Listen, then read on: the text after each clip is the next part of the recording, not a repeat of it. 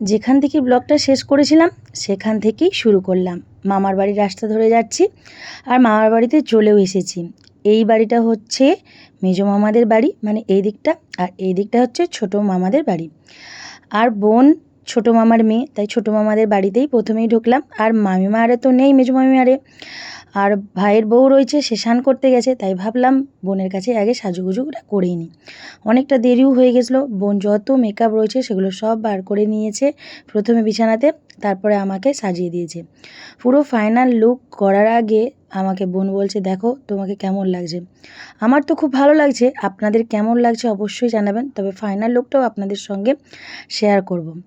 এইভাবে আমি কোনো দিনও বিয়ের পর সাজিনি, তবে বোন আমার ভাইয়ের বিয়েতে সাজিয়ে দিয়েছিল, তখনও সবাই বলছিল মেকআপটা ভালোই হয়েছে। তো যাই হোক, এইখানে আমার অতনু ভাইয়ের ছেলে এসেছিল, আমাদের সঙ্গে একটু গল্প করছিল আর ও খেলাধুলাও করছিল নিজের মনে। তো বকবক করছিল, আর যখনই ক্যামেরাটা ধরলাম, মানে ফোনের ক্যামেরাটা, তখনই ওর বকবক বন্ধ হয়ে গেলাম। ও যে কি মিষ্টি মিষ্টি কথা বলছিল, যদি সেগুলো শোনাতে পারতাম খুব ভালো হতো।